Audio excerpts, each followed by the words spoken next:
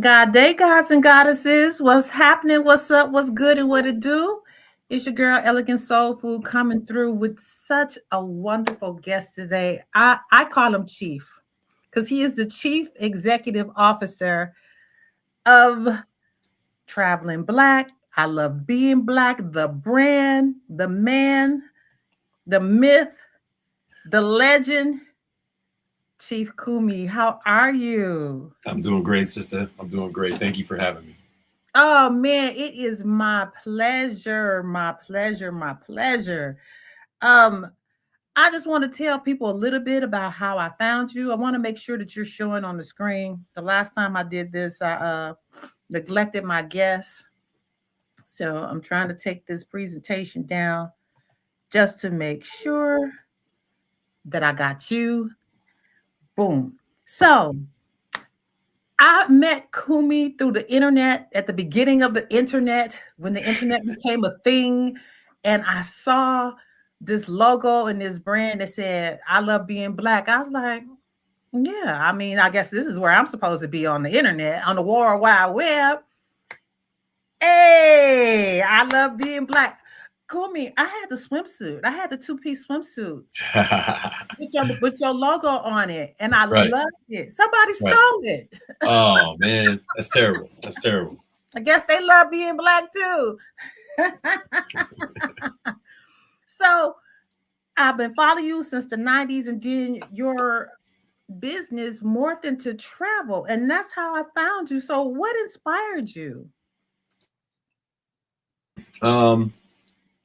So a little backstory on me.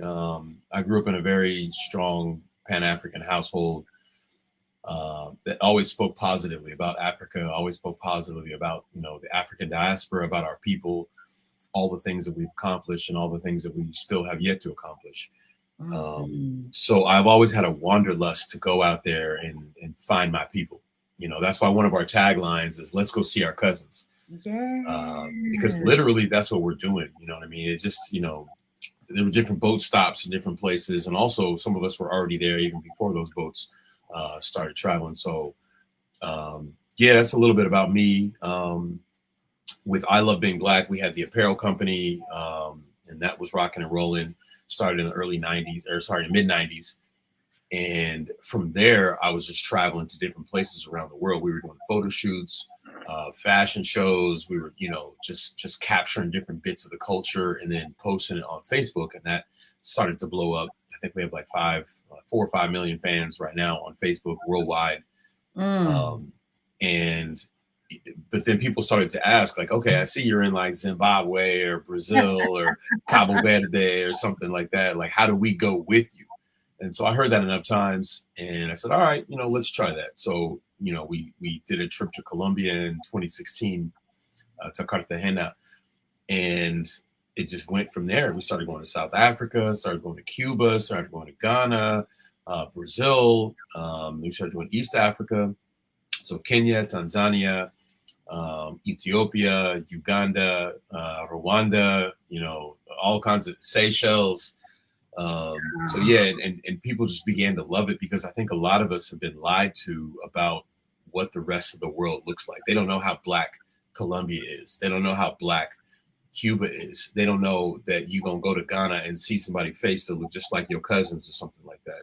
So we just try to put that out there and, and just build this positivity and keep it going. Absolutely correct. No lies detected, and I absolutely love it. So the first time I got to meet you, and the last time I got to meet you, is when I just jumped up and went to Cuba with you guys. And part of the reason was because you had been so consistent. Again, from the beginning of the internet, I started following you and I Love Being Black. And then I saw you were traveling. So I had no like plan. I just knew 45, 47 was taking over, and I knew I wanted to go to Cuba. And I'm like, this might be your only chance to go. And I just booked it. And the reason why I had faith in going with you is because I was like, I've seen a lot of people and things come and go. I can say that this looks familiar to me and it's been consistent for so long. I feel like I have nothing to lose. And I just went on and I booked a trip and just went just like that. And with that being said, I do want to get into a video and show a little bit about Cuba. But before we get into that, I want to ask you, like, what are some of your favorite travel destinations? And for people that are watching this video, please type in the comments places you want to go so we can find out how to get you to these places. Yeah. Let me see. This is always a tough question because I have a lot of places that I really, really love. And, you know, that's really one of the main reasons I started Traveling Black, is because I wanted to not only take people to these different locations, but show them what I see when I get there. A lot of times people go to the same location as you and they'll have a terrible time. And it's because maybe they didn't know about this, or maybe they did this wrong, or they didn't go see this thing, or whatever it was. But to keep it short and sweet, a lot of the ones I already named, like I love Ghana, South Africa, I love, which is polarizing to some people. You know, and it's funny because sometimes people will be like, oh, I went to South Africa and it was just nothing but white people. And I said, well, South Africa is 90% black. So where did you hang out at? You know, like, did you make it to the townships? Because that's where the heart and soul of South Africa is. That's where a lot of their culture, a lot of their music, you know, where do you think Amapiano started, or drum music, you know, any of these things, where do you think those things came from? You know, even a lot of their big DJs and artists and stuff, a lot of them come from the townships. So going directly there to get that culture just live and direct is important if you're going to go to South Africa.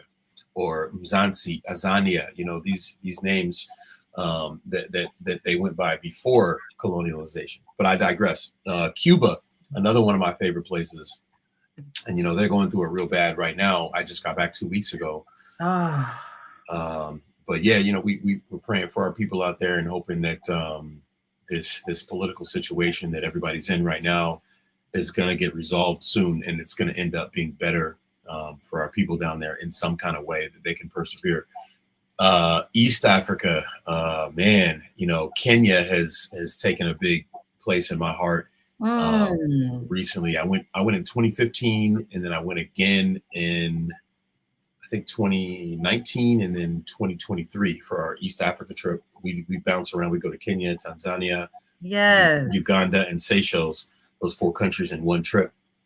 Yeah. And you know, there's a lot of good stuff to say about the countries in East Africa. You know, the Serengeti and the Masai Mara, those plains, it's the best safari you're ever going to see in your life. Oh my God. And just to be out there amongst those in the plains, like, you're not going to a zoo to see animals. You're going to where they actually live in their natural habitats. And you get to observe that from the outside looking in. You know, not looking through some cage, not, you know, this and that, but like, you're really right there with all the animals. And the Maasai tribe it's a beautiful thing. It's a beautiful thing. I mean, I could go on and on. The Seychelles is I've only been there twice, but it's amazing. Zanzibar in Tanzania, amazing. We have to do things like this. We have to. Absolutely. And I invite people to go all the time, and I tell them about you all the time. And I'm excited to see these places. I've already put in for leave. And if they ever tell me no, I'm going to get sick on their ass, because I'm going. I am going.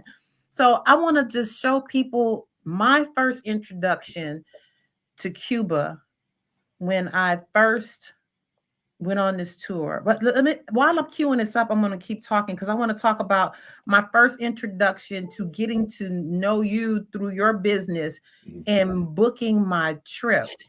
So everything was smooth. Everything was seamless. The brother was professional. The brother was on point. Are you able to see the screen? Yeah, I can see it. The brother was on point, and anything that I thought I had a question about, all you had to do was read the email. So if you didn't know, you didn't read the email, because then you start asking questions. It's like, that was in the paragraph. You read the email. So I printed it out and highlighted and went through everything. So I wasn't confused about how to get my visa, the links to go to, who to contact for this, that, and the third, what to pack, none of it. So with that said, I want to show you guys the intro to the condo. And Kumi is with me. The condo, when I first get to Cuba, wait, this is the second thing. When I first got to Cuba, I want y'all to know they were playing hip hop music while I was waiting, as soon as I got to Jimmy, the driver, they were playing hip hop music, and people in the parking lot were playing hip hop music, just to let you know the influence that American Blacks have on our family abroad. That's right. So, with that said, I want to show you this. Voy a cantarle a mi tierra, Cuba. Ay, pero La Habana, qué linda.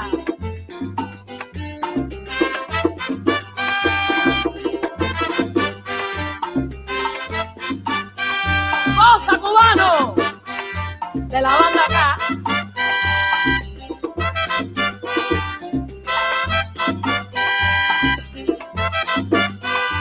Cuba, qué lindos son tus paisajes, Cuba, qué lindos son. Cuba, qué lindos son tus paisajes, Cuba, qué lindos son. Yo hice un viaje a través de distintas poblaciones para ver sus atracciones y compararlas después. Man. When I tell y'all, I just went to use the bathroom and drop off my luggage because the trip was starting. I was so blown away. I was just like, oh, Lord, look at the view. I was so blown away. And when I go back to Cuba, I hope that space is available. Yeah. I hope it's available. And one of the most beautiful things to me is to get to enjoy the culture of the people.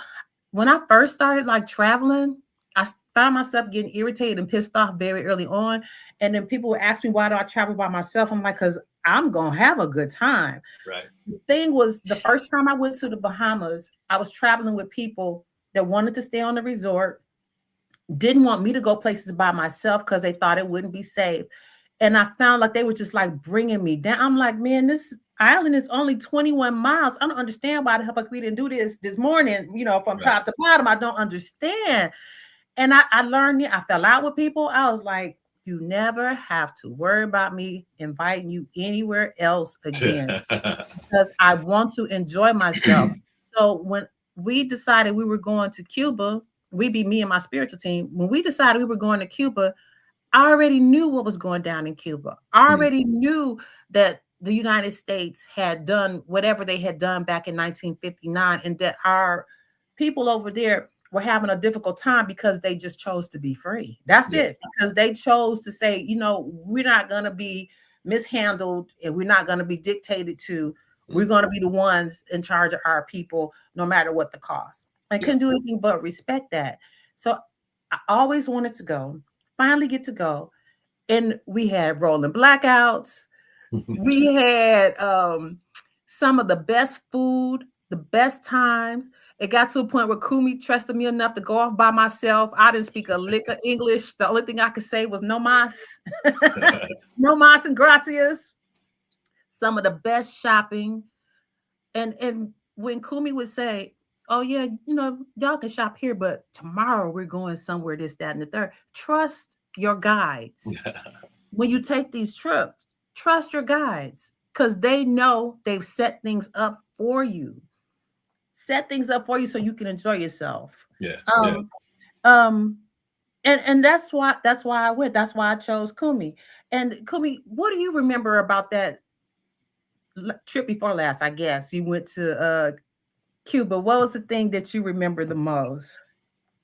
I think at the Roomba, at the Sunday Roomba at Callejon de Hamel, just the energy there, and I think they took you and you were dancing and having a good time, and just that energy at that Sunday Roomba, it just reminds me of probably who we would have been had we kept a little bit more of our Africanity as a people in the U.S. I think a lot of us are re-finding our Africanity, which is great, right? That's much better than just losing it outright. But these people have kind of kept it on. You go to certain places like Belize, Brazil, parts of Colombia, and obviously Cuba, and you see that they've kept up a lot of these different African traditions since they got there for hundreds and hundreds of years, right? And it's from the religions and the spirituality to some of the dances, some of the food, even some of the languages too. But I guess we've done a little bit of that too. If you look at the Gullah and Geechee folks. But yeah, it's a beautiful thing to see. And when you see that at that Sunday Rumba in Havana, man, that energy is just, it hits you right there. They're embodying like the orishas, and they're doing their dances and stuff. They on the drums, the rhythms is going, the vibrations are high. You know, it's a beautiful thing to see. Man, Kumi, that blew my mind. I had a couple experiences that blew my mind there, and the rumor was definitely one. When all of the deities, representations of the Orisha deities came out, they hugged and kissed me. And I was just like, okay. And it felt like a homecoming. Yep. And then when they invited me into dance, I had said before I left, I'm going to do my Oshun dance when I get to Cuba. But I was just talking. So then when they asked me to come out, I'm just like, what are we doing? I'm waiting for them to come, and they waiting for me to. I'm like, oh, man. And part of my mind just catching up with spirit, you know. I'm tired for one, because jam-packed event all day long. The beautiful people at the host condo where we went to go have breakfast, and we would close out in the evenings sometimes. Beautiful people. Yeah. Beautiful space. The other thing that really got me was the slave castle. Yeah. I have been wearing my ring all week, and I don't have it on today. I bought a turquoise ring there. That was overpowering for me, because a lot of times we just, like you say, the reason why you started expanding the horizon with our minds so we could travel is for people to see you're not isolated. And this happened other places. So to actually go to Cuba and see a slave castle and walk the walk that our ancestors walked down, it blew my mind. And it was heavy, and it was beautiful at the same time, if that makes sense. Yeah, it does. It does. Yeah, that, you know, a lot of times we get to thinking that slavery was like just an American thing. And then when you go travel and you realize, oh, these Europeans did this in a lot of different places, you know, in places that I think as Americans, if you don't travel, you might think of like, oh, you know, Cuba or Panama or this or that. Oh, those are just like, that's just Latin America. Well, how did it get to be Latin? These are Spanish people that came, enslaved people, brought them somewhere else, also enslaved the indigenous people that were already there. Yes. Messed up whole ecosystems, did all kinds of wicked, evil stuff. And I say did, but really that wicked, evil stuff is still continuing to this day. AKA look at the Epstein files, but I digress. And we have to realize that this happened everywhere, and it happened in slightly different flavors and types of evil, right? You go to Haiti, it's going to look a little different than it is when you go to the DR and when you go to Colombia, and you see the different kinds of things that happen. Like, people don't know Brazil. I mean, Brazil was the last country in the Western Hemisphere to abolish slavery in 1888. Right. And they were first to get started with slavery because they were closer to the West Coast. Yeah. They were right there. And so many of our ancestors that were enslaved, they brought them to Brazil. That's why Brazil has, you know, outside of Nigeria, Brazil has the largest Black population on earth outside of Nigeria. Wow. You know, larger than even all, you know, individually the other African countries besides Nigeria. Right. They got over 100 million Black people in Brazil. We have like 42, 43 million, I think, in the US. So, you know, we have to get that out of our head. And that's why I say, let's go see our cousins. But like you were saying, in terms of walking the same path as our ancestors did, right? So we do that in Ghana. We go to a river that's called Asin Manso, or the last bath, right? So we take you to that river where they washed the newly enslaved Africans right there. Because we think of slavery over here. We don't think about it as it happened on the continent too. They enslaved them there, shipped off a lot of people. But what they did first, they got you, they put you in this river, kind of wash you up, and then you would walk the rest of the way to the dungeons in Elmina and Cape Coast over there on the West Coast, right? And then, you know, the atrocious, horrible things were happening in the dungeons. They you know, you might be there for a few days or a few months, but they, you know, chained up, all kind of evil stuff, but they put you in the little boats, take you out to the big boats, and boom, there it is. That's how it started. But we're not realizing we're walking literally in the same path. That river is a protected river. There's there's gold flakes, literal gold flakes floating by your feet in this river. Asin Manso, right? In Ghana. It's a protected river, so nobody can mine that area, that stretch of it. You can't mine it because that's what they call Ghana the Gold Coast for a reason. There's gold. There's a lot of gold there, a lot of natural minerals and resources and stuff like that. But it's very important for us to go back and refine these things, because they're not going to teach us this stuff in their version of his story. You know, in the education and the miseducation that they're giving our kids and the adults, right? They're not going to teach us this stuff. We have to go find it out for ourselves. And people keep themselves so distracted with dumb shit. It's like, if you want to know more, it's out there.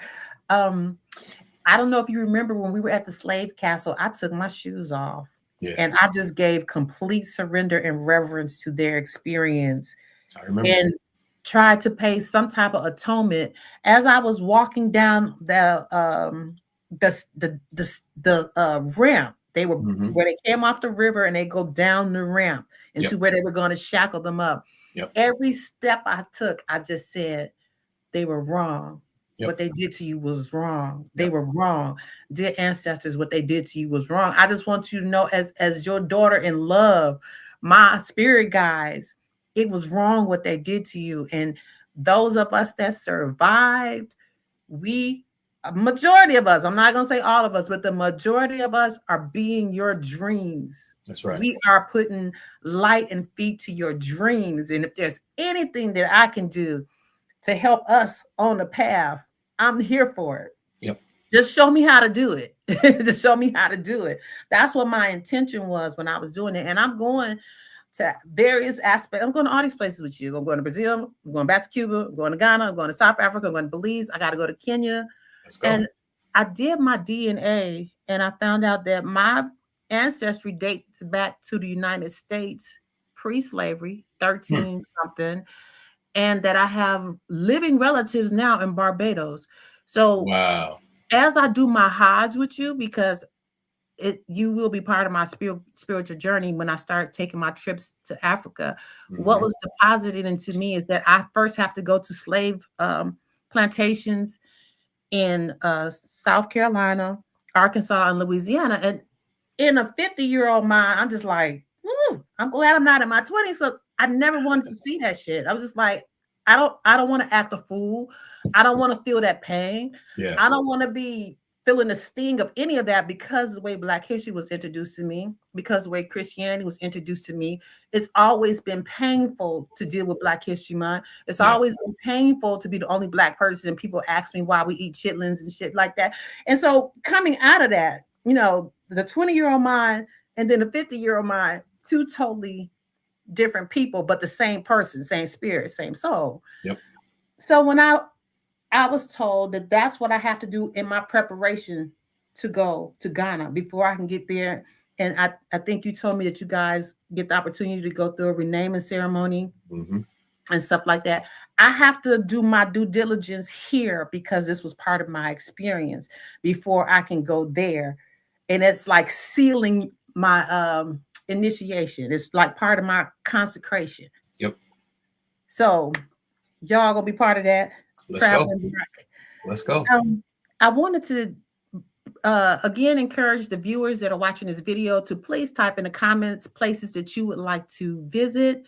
If you don't see something on this list, please speak on it. Definitely the ones on the list are must-dos.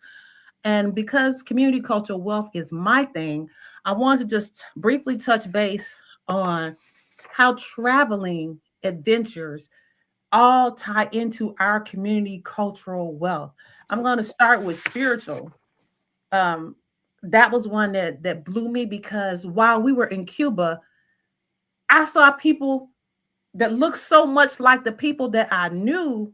I almost spoke to them and I had to stop myself. I'm like, yeah, you do not know that. That's not that person. They don't even speak English. That is not that person. And you don't know this, Kumi, but on the plane on my way there, my son's father died. Oh So man. it was kind of like heavy. And so it's just like I dealt with it that first day. I had 2 sisters had died that previous year, which is the reason why I took the trip. Another reason why I took that trip in January. I didn't want to deal with the 1-year anniversary of that. And I'm just like, go do something they would have loved to have done or have done. Yeah. Go do that and have a new experience because they don't want you to be sad. They want you to live. Yeah. And then I saw like 2 guys that looked like my baby daddy. I was like, okay. Okay.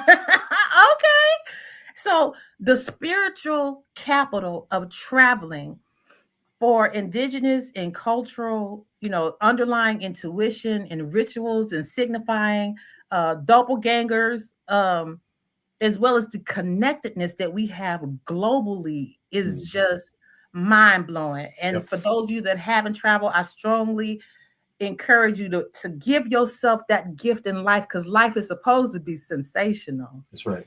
Sensational. The other thing is aspirational. If you have any goals and drives and determination, traveling fuels all of that. It fuels your creativity, linguistic, verbal and nonverbal things that we have in common with our cousins in other countries that we just don't know till we get there. Kumi, give an example. Something that you've seen globally that we have in common. So as African people, we have this look, you know what I mean? Like I remember being in a few different places around the world, and there'll be some tourists there, some white folks, from Europe or US, Canada, something like that. And they just do something so out of pocket that we know the way we were raised, you don't do that. Right? If it's a rope that says this is a cultural item and you ain't supposed to go past that, you don't do that. Mm-hmm. We've been raised better, and we see them do it, and we're looking, and we kind of look, and then you look over, and there's another African looking at you just the same, looking like, you know what I mean? You can't teach that. You can't teach. It's in the DNA. Yeah. You know what I mean? Yeah. So there's that. I mean, there's all kinds of stuff that you see, and just like, wow, we do that too. You know what I mean? And sometimes you're like, that's where we get it from right there. Like now I know where it comes from. That's the root. So it's a beautiful thing to see that circle come all the way back around. Absolutely. That's why I thought it was important to mention that our community cultural wealth is not just exclusive to the United States. And when you travel, you'll begin to see that.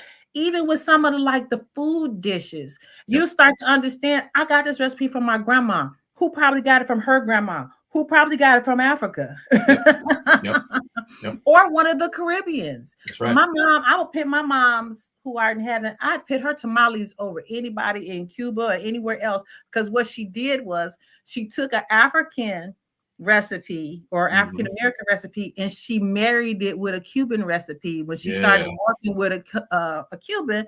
And she married that recipe, and nobody makes tamales like that. And the closest I've ever had to my mommy's tamale was a Cuban restaurant in DC. And it just made sense.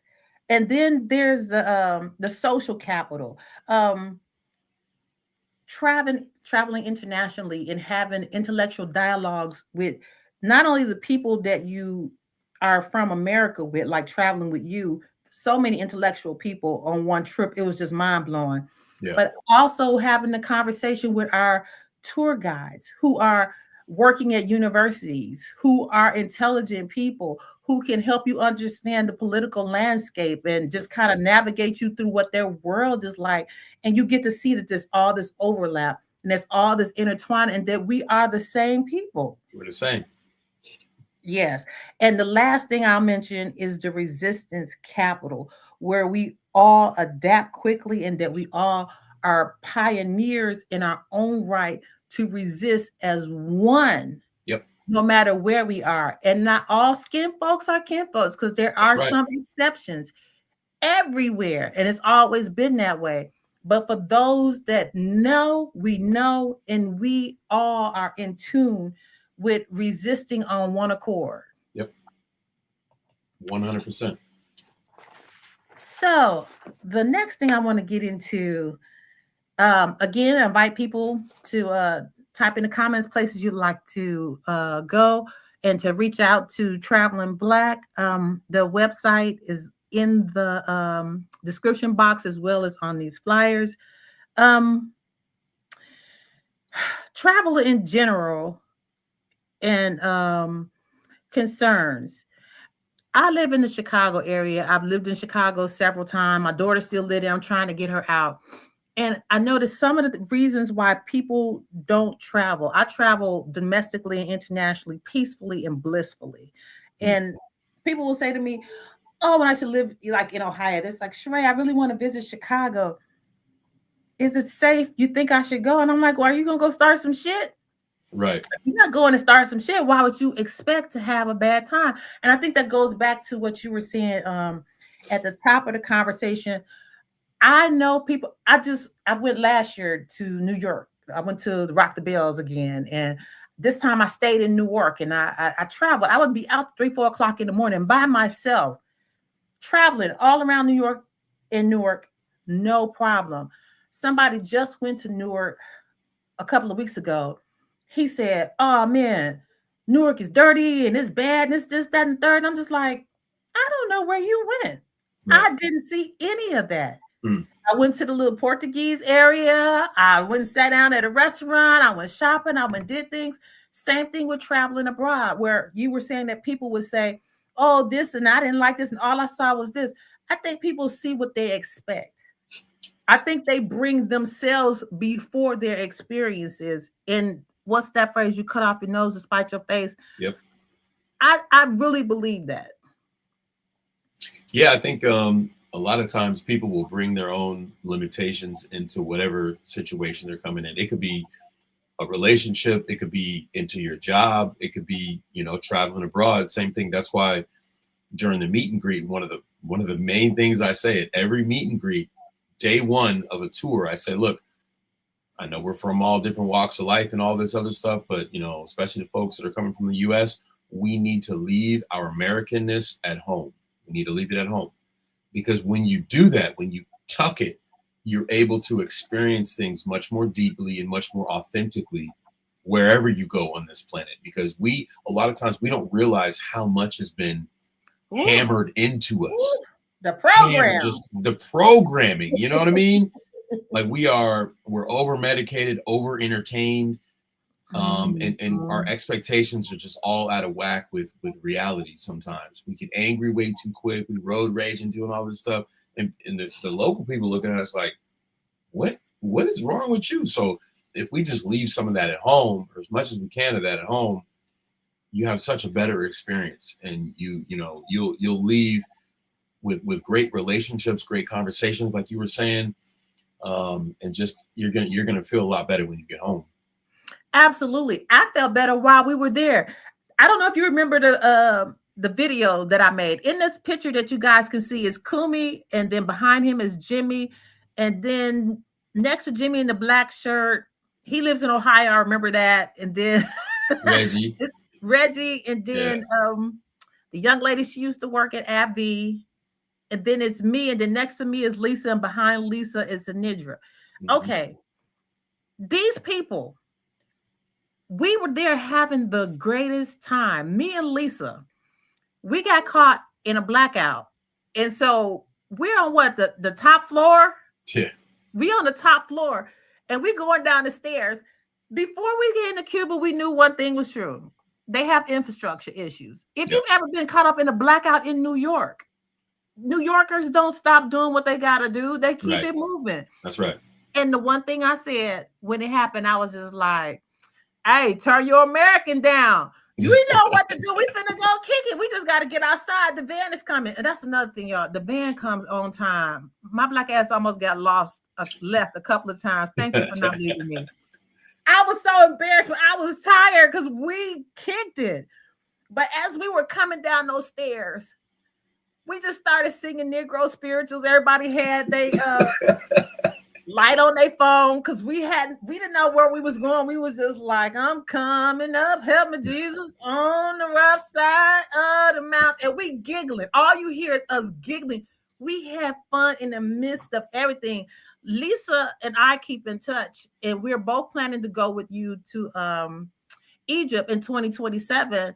And she's invited me on other things that she's traveled with because we connected. We was just like, man, excuse my language, fuck all the bullshit. Yeah. We in Cuba, we having a good time. We knew where we were coming to. That's we right. knew what we wanted to do. We wanted to stay with the locals and do what the locals do.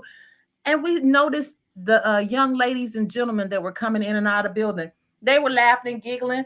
They were carrying their waters. They had their light, and life was good. And I was just like, so many times people just make biggest mountains out of the smallest issues. And you're so fucking fragile. You can't be inconvenienced or uncomfortable for 5 or 10 seconds, so you're just gonna lose your mind. I can't imagine what it feels like to live like that. Yeah. A lot, and you're right. A lot of us, I think, it sounds counterintuitive, but comfort and convenience are going to be part of our downfall. You know what I mean? And it's we strive for more comfort and more convenience, but they're going to be part of our downfall. So sometimes I purposefully get uncomfortable. You know what I mean? Sometimes I'm going to park 8 blocks away. Just because, you know what? I don't think I had that many steps in today. I'm going to force myself to do this thing that's a little more uncomfortable, but that uncomfort is actually healing me. Those steps are actually doing good things in my body, in my blood, in my veins, you know, in my psyche. Maybe I can get myself ready for this meeting I need to go have 8 blocks away or whatever it is, right? And instead of trying to have to get the closest parking spot and cussing somebody out because they trying to steal my... No. Let me set my spirit right. Let me set my energy and my frequency right. And like I said, sometimes just getting uncomfortable is good. And then when discomfort hits you, you're a lot better equipped to be able to handle it too, you know? Right on. Before I do the same thing that you say. And before I knew I was going to Cuba, it was freezing here. It was cold here. And I was just like, okay, I got to order some snow pants. So I put my snow pants on. I already had a real coat. And I was like, okay, you need to get your steps in. There's a gym that has an indoor track. I'm just like, you're going to be walking. You need to make sure because it's been a minute since you got it in. I'm just like, you need to just go. And I started going walking for like 2 hours because I didn't want to tap out. I don't want to tap out. I want to have a good time. I want to be ready. I don't want to get there and need to sit down. Yeah. And on that, I had to mention, for anybody that's on the fence about traveling, I know the first time I went to the Bahamas, no, it might have been a cruise. I don't know. I can't say it was the first or anything. I'm out, and this lady was like, she's by herself because people she was supposed to travel with, they backed out at the last minute. So I was like, sis, if you see me or any one of us, if you ever feel uncomfortable anytime, you're more than welcome to join us at any time. Never heard from her. Every time I seen it, she was like this. So for so many of us that came with you on to Cuba, this was our first time ever traveling with your agency, with your company, and they were individual travelers. It was just a few people that came, like a mom and sister and a daughter, and I think it was an aunt or a good friend, something like that. But most of us were just in married, you know, a couple of married couples came, but the rest of us were all individual travelers that just jumped in it. Yep. And so for anybody that's traveling and on the fence, what would you say to them? Because I'm encouraging them to go for it. Yeah, I mean, for me, I wouldn't call myself a group traveler or a solo traveler. I think that there's certain experiences that are just better had in a group. You know, it's better to be able to digest and have conversations and sit down and have a consistent set of folks you're going to be able to rap with and build with throughout the way through it, because it's a journey, right? From day 1 to day, 10 or whatever it is, it's a journey. And a lot of times it's good to be able to speak with people about those experiences. And then, sometimes there's going to be trips where you want to go solo. Sometimes there's trips where you're like, I don't want to go in a group. Like part of the reason I started Traveling Black is because I went on a group tour way, way back in the day. And I saw how much potential there was in it. But I also realized they're doing this wrong. You know what I mean? They could have done this way better and had a more authentic experience. Like, you're robbing these people of a potential experience. And a lot of these people are going to go home. They're like, yeah, I had a good time. But it won't be like, wow, that changed my life. Like, oh my God, my eyes are open. It won't be one of those. So I was like, all right, exactly, unforgettable. So I was like, if I do this, I don't want to just be another tour company, because those pop up all the time, right? And it's usually this one person goes on a trip and they're the most traveled person amongst their friend group. And so their friends are like, oh, you're a travel guru, you should book travel. And so they start booking travel and they start messing stuff up and missing some of the stuff that they need to hit while they're there, right? So yeah, I digress, but I think that a lot of us need to at least try it out, right? Because there's a lot of us that are sitting at home with a bunch of, PTO, a bunch of paid time off, bragging about not using it, right? Bragging about, I ain't never taken a day off in the last 10 years. I'm like, bro, that's what the PTO is for. It's for you to use. It's not for you to just sit there and brag about, well, I'm a hardworking, worker bee, but I don't ever get to recharge my batteries. That's why we're stressed. That's why we have gout. That's why we have high blood pressure and everything else. We need to recharge, and a lot of times we don't realize how stressed we are until we go somewhere and we feel that stress lifted off of our shoulders, and we're like, wow, this feels nice. I need to do this more. Yeah, I believe when I traveled to you guys, with you guys to Cuba, that was the first time I started really taking more respect of time in my own terms, in a more spiritual aspect, to the point where now I don't feel pressured by time. When people be like, I work good under pressure, I'm just like, well, I'm not a slave. So I don't need nobody to beat my ass to make me do nothing. Yep. I know if I need to be with somewhere by a certain time, be prepared to do something, I'm going to do it, but I'm not going to feel that pressure like I got to do it or I'm going to have a suffering consequence. I don't disrespect myself that way anymore. Yeah. And I'd like to believe that started with Cuba because it was so much going on. And between the pain of all of the people that were transitioning, and I don't mean pain in the fact that we're not supposed to transition, but I mean pain in the aspect of love always wants more time. Yeah. And coming to grips with love didn't stop. It's just a different form. And now you're having this experience and you don't have time to grieve. All you got to do is take in this new experience. When I knew I was going to, I didn't even know I was going with you guys.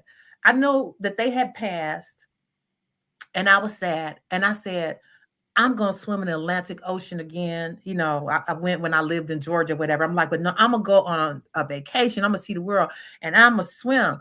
So I started taking swimming lessons. I'd be crying on the way there. Then you get there, get chlorine in your eyes and it burn it out. Then I'm just like, man, I'm not afraid of water anymore. I used to swim when I was a kid, but now I'm reintroducing myself to that. And when I was swimming with you guys in the Atlantic Ocean, oh my God, you just don't know how light my heart was. And I took off running and I was like, I'm going back to Africa. And Lisa was like, I think it's that way. And I was like, okay. And I started running in the water. And just hanging with you guys and just swimming. We were there for hours and just floating in salt water so clear you could see to the bottom and you could oh my God, it was just mind-blowing. Was that Vallejo or something like that beach? Varadero Beach. Varadero Beach. Yeah. Mind-blowing. I had my roommate take a picture of me, the one that was retired, and I sent it to the girls that taught me how to swim. And I was like, I made it, y'all. I told y'all I was going to go somewhere and not be afraid to have all the experiences that were going to be put before me. Yep. Now, Kumi. Yeah. Tell us about, because I'm going with you. Tell me how to survive these long ass flights. Now, I'm going to bring a deck of cards and try to play solitaire. I don't want to play it on my phone. I want to actually physically do it so I can move that energy without getting drunk. Real quick, Varadero Beach. Yeah. Yes. Yeah, that was the one. Yeah, that's a good time. Look at that water. It looks like a pool. You know what I mean? Does. That's natural. God made that. Yeah. I got a plant. I took a plant. I put it in the sand in one of the water bottles. Mm-hmm. And I took a plant. It's still growing. Wow. I say I'm not gonna let this die because this is my reminder. You actually went there. You went to that beach in Cuba, and this is your evidence. It's growing slow, but it's growing because you know it's be cold here.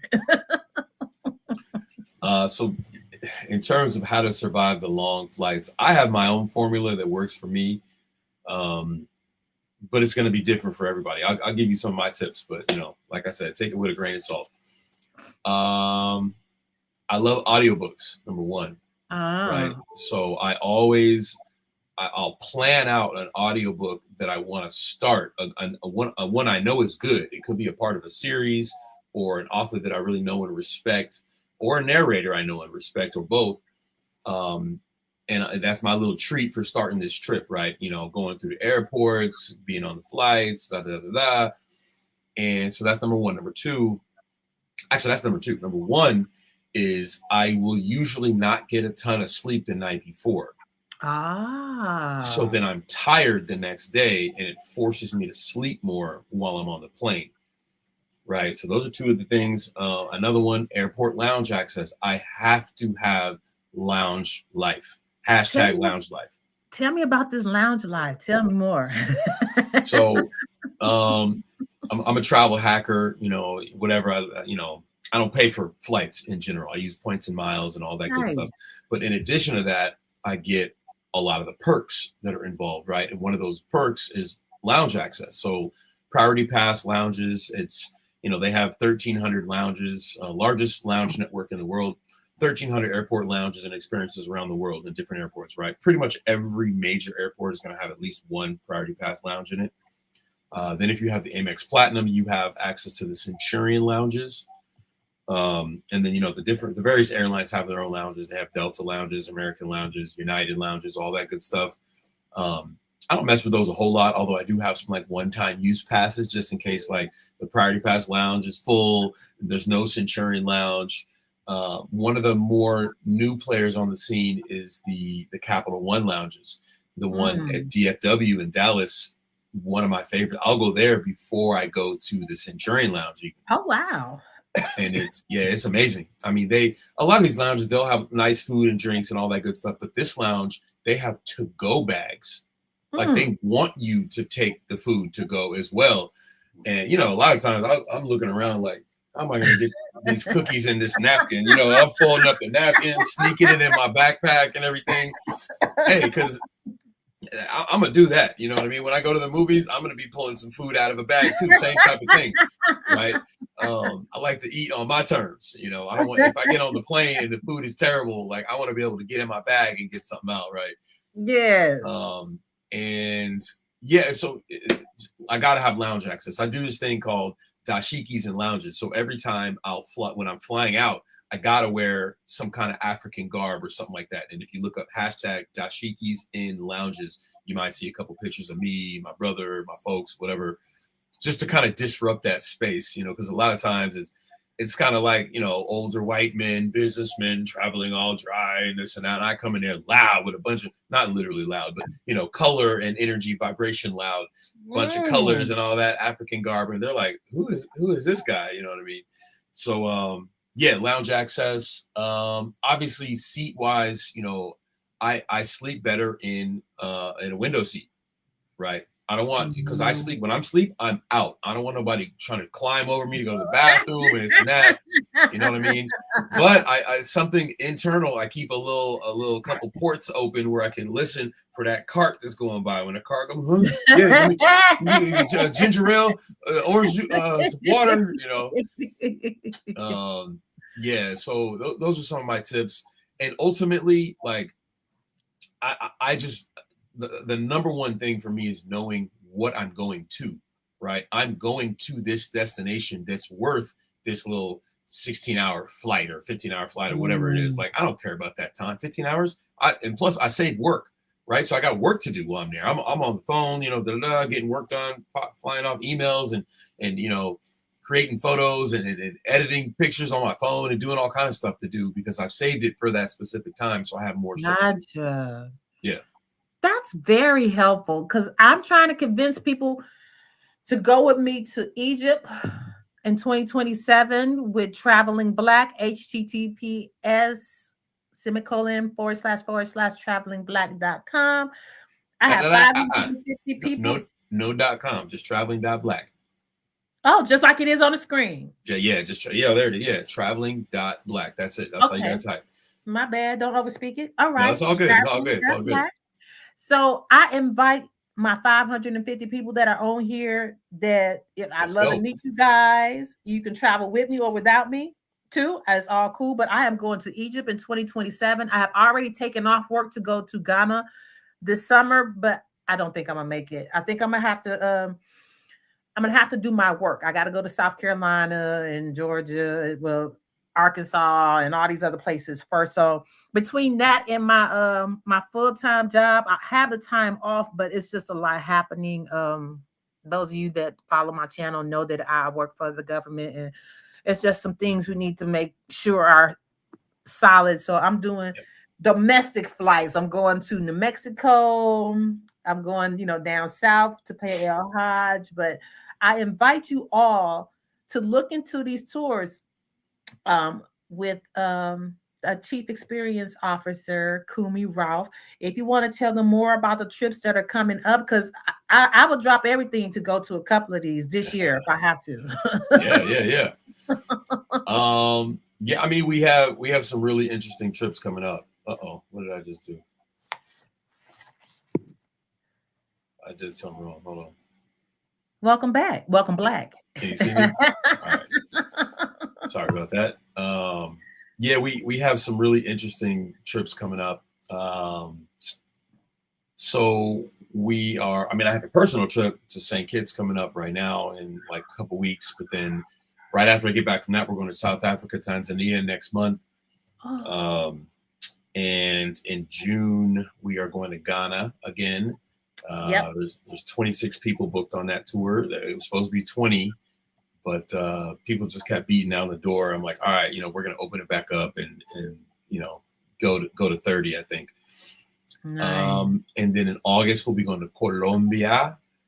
We're going to Cartagena, and we're going to Cali. So in Cali, they have a festival. It's the largest Afro-Latino festival in the world. I'm talking like 100,000 to 200,000 people go to this festival. What? It's huge. I didn't get the email. How come I didn't get the email? Now this weekend. So I'm in Oakland, and they have the Black Joy Parade this weekend. We're going to release it right before the Black Joy Parade. Send the email out. Send the blast out. You're on the pre-list. Don't worry. You're going to get it first. I know. I better be on the pre-list because I'm ready to roll. Yeah, you're going to get it first. So yeah, Colombia is such a good time, man. It's such a good time. They have what's called the Pacifico, and up and down the Pacific coast in Colombia. That's where Black people are. So they just, anytime you hear Pacifico, you can kind of think like, okay, they're talking about where Black people live. Like just kind of like we say, oh, down south or something like that. You know what I mean? So Cartagena, Cali is really the hub of Blackness in Colombia. And this one festival called Petronio, the music there, it's amazing. Thousands and thousands of people. They got food from all up and down the Pacifico there. You have all kinds of, networking going on. You have panels that are going on. You got stuff for the kids. You got educational stuff. And they have this Viche market. Viche it's kind of like Mama Juana is to like Puerto Ricans. It's an alcohol that they will mix with some herbs and some wood and it's all kind of tree bark and all that. It's a very ancestral spirit. But there's this huge square inside the festival with like probably 50 to 60 Viche vendors. And they're walking around these little teeny cups trying to get you to taste their Viche, so then you come to their booth. But you just walk around that mug, do laps around that thing, get a little Viche tasting, and it's a good time. You will be loving life at that point. But yeah, then we go to Cartagena and take a little boat trip, hit some islands, do a mud volcano, go up to San Basilio de Palenque, which is the first free town in all of the Americas, right? Where they were escaping slavery and going up to the hillside, and then the queen was trying to return them to slavery, re-enslave them, and they kept fighting them off. And she actually declared, all right, you guys, we're going to leave y'all alone. You're a free town. It's just like the Quilombos in Brazil, same type of thing. Yes, and yes. we're gonna have a good time. It's gonna be a good time. And then Brazil is in November. So Brazil in November is Black Consciousness Month in Brazil. They don't do Black History, they do Black Consciousness Month. Oh my God. And the day of Black Consciousness is November 20th. And they celebrate this brother named Zumbi dos Palmares, who, you know, he was basically like the Harriet Tubman of Brazil. He was the one dipping into the slavery camps and freeing our people and taking them to what they call quilombos, right, to the free towns. Oh, wow. And he did that until, you know, he got caught. But so November 20th, they have this giant parade in Salvador Bahia, Brazil, which is the Black Mecca of Brazil. Rio's nice. We're going to go to Rio too. But Salvador is really my heart, right? And they have this huge parade celebrating Zumbi, celebrating a lot of the other past leaders. And, you know, they got the drummers and all that stuff going on, and they drum for miles and miles. And I'm like, how are y'all, like, how are you able to do this? But when you're there in the energy, you realize it. You're like, oh, I did this whole thing and I didn't even get tired. I understand how you're able to do that. You know, that frequency. That's why one of the first things they took from us in the US was the drum. They took it because it does something to us in here. Right. And you go there and you see how much of the Africanity they were able to keep and that they still embody to this day. And it's such a beautiful thing to dance and, you know, just celebrate life and celebrate our history that hasn't been told and our heroes and sheroes. So, yeah, it's a beautiful thing in Brazil. We're going to get to some islands. We're going to taste some food. I can already taste my moqueca stew. It's like this fish stew they make. Man, I'm a foodie as well, if you can tell, but yeah. Same. Awesome. You know, I just started making my my pina coladas at home. I have not had a pina colada as good as the one I had in Cuba. I'm telling you, best. Cuba's the best for pina coladas. I'm so excited. Chief, you gotta let me pay for Egypt, because you're gonna take all my money and ain't gonna have enough money for Egypt. I need to pay for two things at once. I need to pay for something this year and pay for Egypt. I don't want to miss out. You're not gonna miss. We're gonna make sure you're there. Don't worry about it. I'll make sure you're there. Oh my God, I'm so excited. I hope that you all are excited as well. I hope that you guys are able to tap into the knowledge and the wisdom and the experience that Chief Kumi has shared with you guys about traveling. Again, when you travel and you wear your dashikis, you go to the lounge, hashtag dashiki in lounges. Check out Traveling Black. You say the latest tours will be uploaded by Sunday. By Sunday. Yeah, the Sunday. Ones that you see on screen are the existing ones for Brazil, Cuba, Ghana, South Africa, and Belize that are coming up. I would love to meet you all, but then again, you don't have to wait for me. Please reach out. I can verify that you're going to have a good time if you go with Traveling Black. If you like to kick it, if you like to have a good time with no bullshit in a safe space, whether you are solo or with somebody, you want to go with Traveling Black. And I don't endorse people and I don't give compliments because I feel like it needs to be warranted. And a lot of times people do stuff for the attention or they do it for ulterior motives and stuff like that.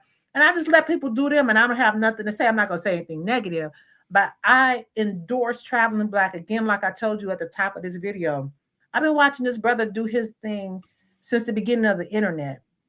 And here we are deep into the 21st century.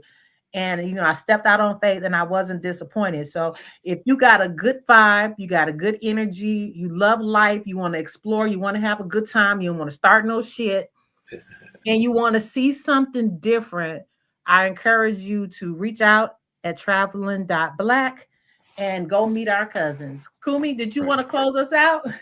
Yeah. One, let me redact something I said. I said Mama Juana was from Puerto Rico. I think it's actually from Dominican Republic.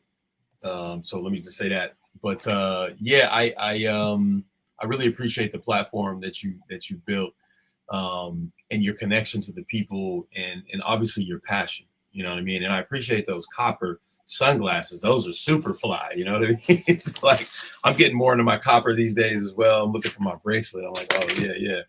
I think got my little copper bracelet here. You know what I mean? With the African beads in it. You know? Yes, that looks like lapis lazuli.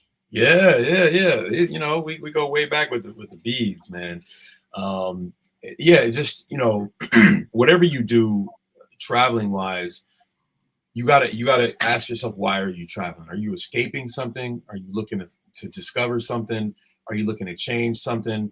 You know, are you looking to leave the country? All these things, or just maybe a combination of these things, right? And just be honest with yourself about why you're traveling, and you can get that done. You can get that done. You know what I mean? With Traveling Black, we kind of played down the middle. I'm not going to be all educational, and I'm not going to be all, you know, let's go party and kick it and stuff like that. We're going to do down the middle. We're going to hit some museums. We're gonna talk about, you know, some history with our people, our African people in different places around the world. But we're also going to kick it. We're also going to hit the beach, right? We're also going to go on some hikes. You know what I mean? We're going to walk across some suspended bridges in Ghana. You know what I mean? We're gonna go and do some mourning remembrances in Belize, where they're reenacting when their people actually came to the shores on November 19th. The Garifuna people. We're going to do all that because these are the experiences that are out there that are common in these cultures, but that are hidden from us here, because they realize if we connect, if we unite as all of our people, there's nothing that we can't solve. There's nothing that we can't do. So this is really what I'm trying to do, build these bridges through experiences for our people throughout the world.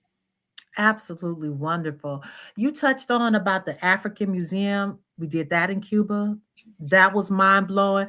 And the thing about traveling abroad is, unlike the United States, I know most of the places I've ever been in the United States, the beaches close at a certain hour. The parks close at a certain hour. It's like they're keeping us from nature and natural resources for what they're policing our ability to connect with nature. That's part of a program conditioning. One of my other colleagues that traveled, and he said that one night they were like, we're going to go down to the beach. We're going to go. He was just like, well, isn't it locked? And they were like, what are you talking about? Like, right. You can go to the beach at night. Yeah, they were like, they couldn't comprehend what he was talking about. And he was like, what is wrong with your country that they would just stop you from going to lay on the beach and just lay there and just look at the stars at night? The police are going to come and remove you from that experience. Yeah. Wild. Just wild. Crazy. Kumi, I enjoyed talking to you. If you want to hang 1 second, I'm going to close out this video. Thank you, guys. Hope to see you Traveling Black and traveling somewhere again. Drop in the comments below places that you'd like to go. And I advise you to go to Kumi's website, Traveling Black, to reach him if you have any additional questions, you want to inquire about a trip or whatever. Please do that. Again, it's been real kicking it with you guys, and I hope that this video finds you guys well, and I see you all next time. Until then, peace and love. Peace.